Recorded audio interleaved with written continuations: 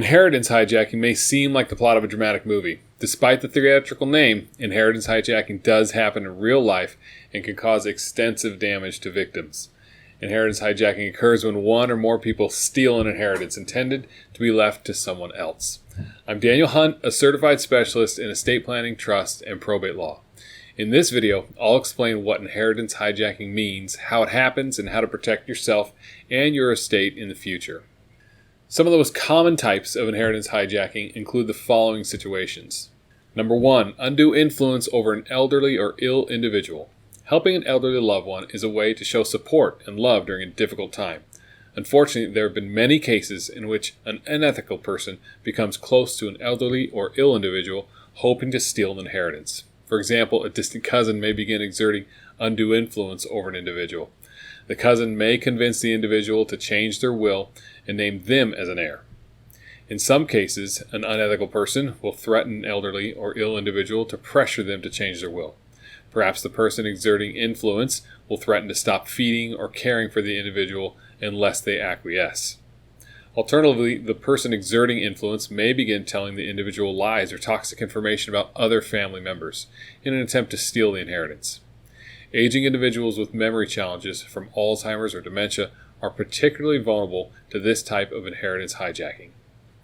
Number 2, undocumented loans. When an elderly relative decides to give a loan to a family member to help him or her out, the loan may not be documented. Perhaps the loan was a verbal agreement, or the written agreement is buried in a file cabinet and nobody else knows about it. The family member who received the loan may deny that the loan existed or falsely claim that the deceased individual gave him or her the money as a gift and not a loan.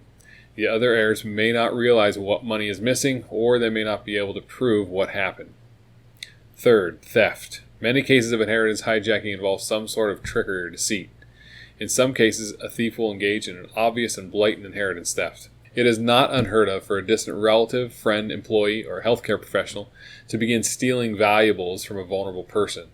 They may steal antiques or jewelry from a vulnerable person's home before, during, or after the funeral. After reading the obituaries, a burglar may target a victim, but theft is more common among people the deceased individual knew. In some cases, a family member who expected to inherit money and was not named in the will takes revenge by stealing property from the deceased. In other cases, a longtime caregiver who feels like the deceased did not pay them enough may decide to steal objects as a type of severance payment. Number 4, marriage made under false pretenses. Due to community property laws, spouses of deceased individuals are entitled to part of the estate under California law. Unscrupulous individuals may attempt to marry someone under false pretenses to steal an inheritance from someone else. They may marry a wealthy individual to benefit from their passing financially. The new spouse may use undue influence to pressure the individual to cut the rest of the family out of the will. As a result, the family members who would have inherited the estate will not inherit anything. Number 5, abuse of power of attorney. As mentioned above, individuals with memory issues, illnesses, and the elderly are more vulnerable to inheritance hijacking. They may decide to give a person they trust a power of attorney over their financial affairs. Even though the financial agent has a legal duty to use the property responsibly for the benefit of their owner, they may decide to squander that property. There have been cases in which financial agents use the assets of someone else to pay their bills, purchase luxury items, go on vacations, and otherwise benefit themselves. After the decedent's death, the rightful heirs may be shocked to learn that the financial agent spent all of their inheritance by using a power of attorney to make devastating financial decisions. Number 6, document forgery. When a family member knows that he or she has been cut out of the will of a wealthy individual, they may engage in criminal inheritance hijacking behavior. A trusted advisor or family member may create a fake last will and testament or a fake codicil, an amendment to that person's actual will.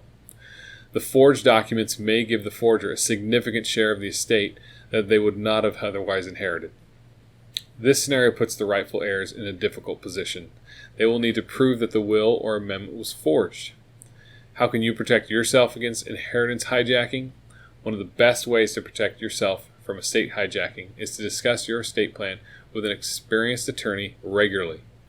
Estate planning documents that a skilled lawyer creates are more likely to protect you and your heirs. You may wish to give your assets to your heirs before you die, ensuring that you see them distributed as you desire. You can work with an attorney and a tax preparer to minimize tax issues created by giving large gifts.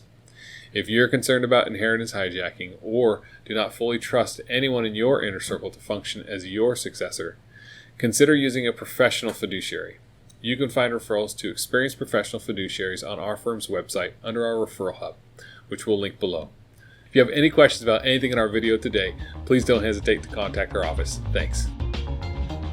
We hope you found this video helpful, and if you'd like more information on estate planning or our law firm, you can check us out on Facebook, Twitter, or our website that are listed below. If you'd like to contact us, you can do so at 916-488-9788 or at our email info@dhtrustlaw.com. Thanks.